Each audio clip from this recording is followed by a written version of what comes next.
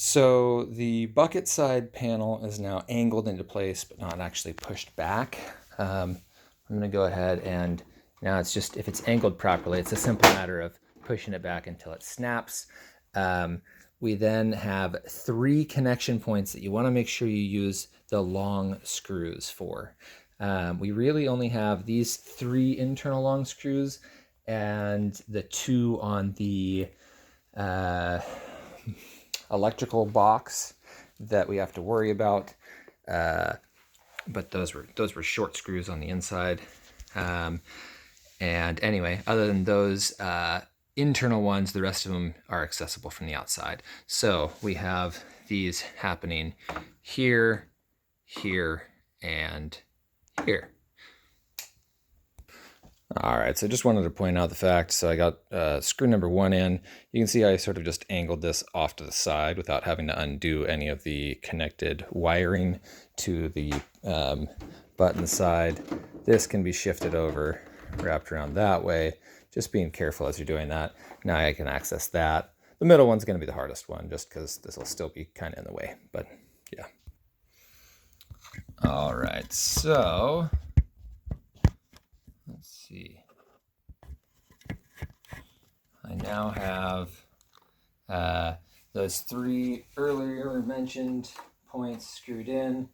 Now is the time when you pop this over and into place with these points going underneath. The screws that you put in on the side are going to go through both those points into the back white. So my biggest concern is these cables up top here, that they're not getting squished by the housing, but in any event, I'm gonna get this all snapped into place. All right, that's in place. And now we just have some external screws to deal with. All right, so the whole unit really only uses 2 different screw sizes. We have the short guys, which aren't that much shorter than the longer guys. And when we're down to the outside, we have a total of 8 longs and 10 shorts left. So I'm going to do the long ones first. That is along the outside that goes through, connecting both these together and to the base. We have 1, 2, 3 along the top in the white, 4, 5, and then 6, 7, 8.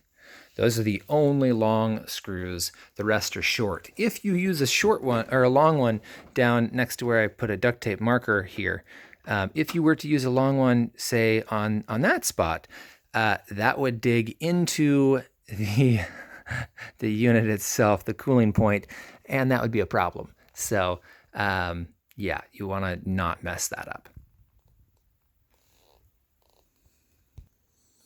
All right, so I'm just putting the last long screw in before I do the shorts on the back here. But one thing I was going to mention is something that's really smart to do is to go backwards first before screwing forwards. You can hear it click once it's lined up with its original hole when you do that. So that's the click, or if I keep going, it'll do it again. Come on. You'll feel that click, and that's it dropping into place. You heard it the one time, you didn't hear it the second time. But anyway, so once it's lined up, that just allows you to screw into the existing threading, especially when you're screwing into plastic versus something of harder nature. So anyway, I've gotten all the long screws along the sides and the back. Now it's just a matter of throwing a screw into here, one into there, and then each of those points, and then the back's done. And the other side is actually a little bit trickier in that the screws are a little more hidden. All right, so now we're to the bucket side. As I mentioned, it's a little bit trickier. We have 6 points here two up there that you can see pretty clearly, two down there that you can see fairly clearly. This one you can kind of see, but these are just deeper in. They're harder to reach, and so that tricked me up trying to get this open. I just didn't realize those at first. So with that being said, we'll just get these screwed into place. That backward screw you hear click into place, and then forward until it's done. All right, this backward screw, I felt that click.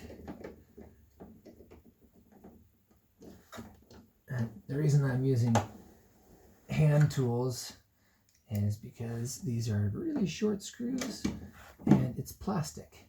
So I don't want to over torque and strip it. So on plastic tends to be a better idea to use manually screw things in backward.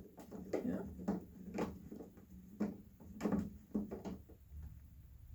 Okay. Two left. And then the whole unit is back together. So I didn't show taking it apart, but by you seeing it go back together, I assume one can extrapolate and figure out which screws need to come out in which order for that to work. The longer ones being the ones that have to come out first. I can tell you that much. Okay, so show you the bucket. Back in place. That's just a simple pull in or out. And then on the back side, we have this frame.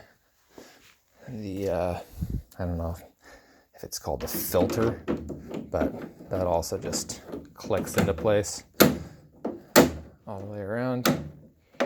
So that's a full unit with replaced cord ready to go. Well, hopefully that was helpful to